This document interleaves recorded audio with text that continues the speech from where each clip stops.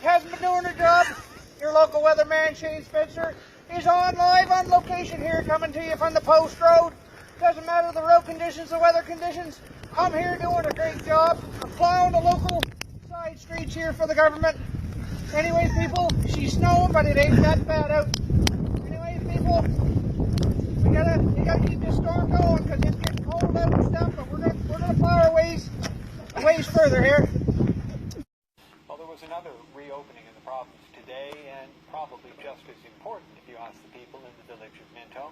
That community's only grocery store burned down in early June. It left people without a place to shop. But today, a temporary location opened, and our Shane Fowler was there. Shopping cart traffic jams have finally returned to the village of Minto, and with them, the ability to buy fresh fruit, red meat, and everything else that wasn't available at local convenience stores after the Foodland grocery store burned down 2 months ago. Foodland owner Richard Venus says he's been treated like a hero. Lots of hugs and everybody's happy.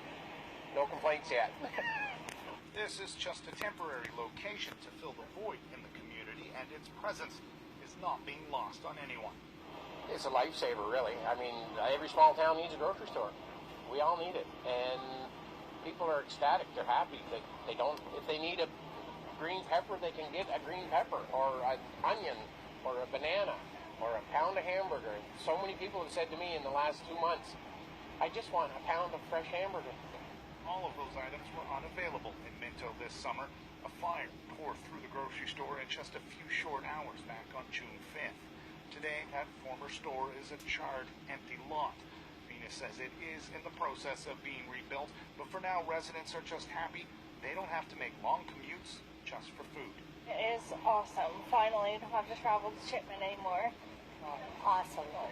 Long time. It wasn't a long time coming. It's been a short while, really, but everybody works together in our little community. And Well, it's nice. We just live about 30 seconds up the road, and we run to the store about 3 or 4 times a day. And my 10-year-old would walk to the store, and she kind of missed that. So it's just nice. It's like a nice small town feel. This temporary store wasn't able to hire back everyone who lost a job in the Foodland fire, but that may change when the new store is completely rebuilt over the next few months. Shane Fowler, CBC News, Minto.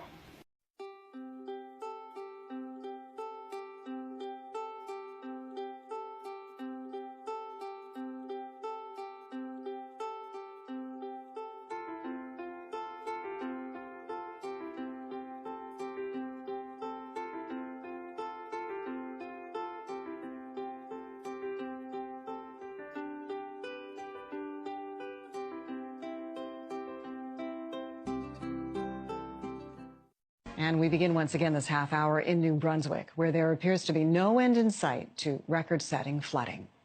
Since this may be the largest, most impactful flood that we have seen in generations, if not ever recorded in the province, we really urge those people to evacuate while they still can.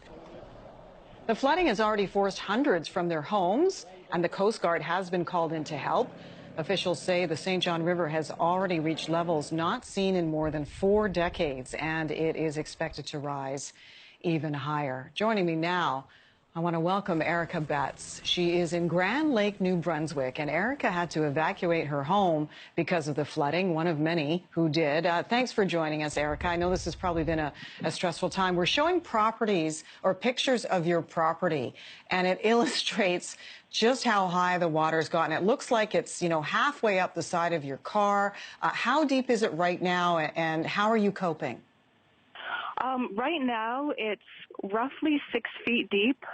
One of my cars was actually washed off the driveway and onto our lawn, and now is completely submerged. So it's completely over the car. Oh, yeah, we see that now. We're showing that particular picture. When did you first see the water coming into your home?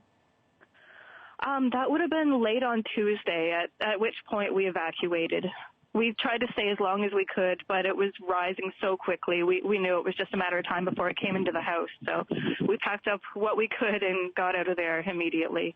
And we've been going back, checking on the property every day just to assess the situation and the damage. And it looks like it's not going down anytime soon, unfortunately. Oh, I'm so sorry to hear that. I can't imagine, unless you've lived through something like what you're going through right now, that you could even begin to comprehend how stressful it is, how upsetting things must be for you right now. What is your takeaway? Is it the possessions that you know you will likely lose? Is it the fear? Is it the uncertainty? Is it the financial situation, Erica? Can you walk me through what's going through your head right now? It's basically all of the above. It's been a pretty devastating week overall, but luckily we've had a lot of support from caring friends and family and offers to help us out and provide transportation. And yeah, we're just doing what we can, basically, and making the most of a terrible situation. What are officials and local authorities telling you? Like, what kind of help are you receiving in the meantime? EMO, the Emergency Measures Organization, had offered to assist people in evacuating their homes over the past week. Luckily, we didn't need to take them up on that offer because our neighbors helped us out. So we're staying with neighbors who are on higher ground for the time being, and we've been checking back on the property. And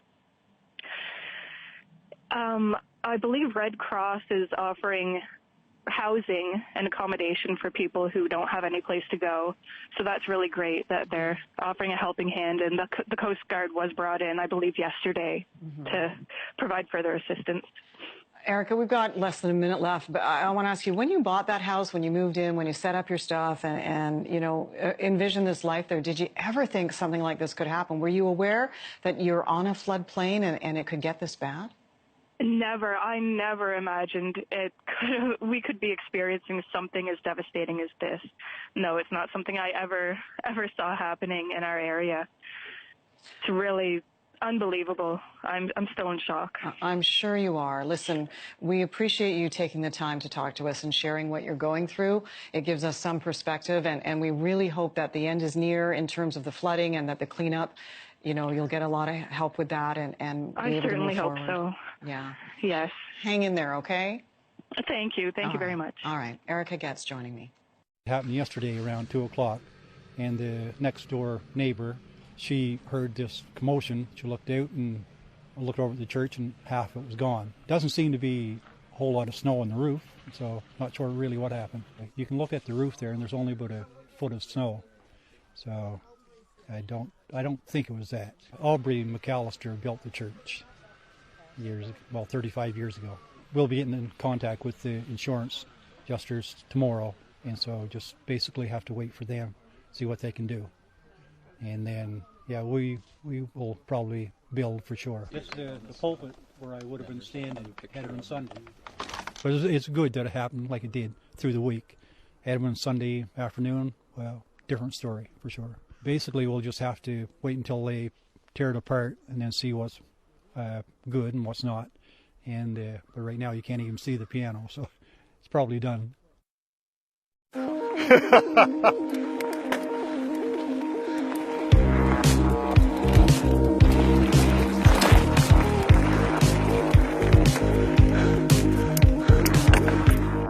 I was just hoping for a little loop to do after work, and instead I found this absolute gold mine. So you can ride along the ridges and down into the valleys. It's spectacular.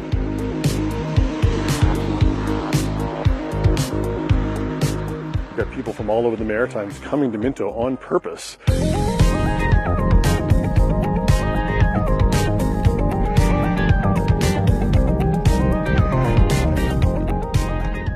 So the trails are punchy.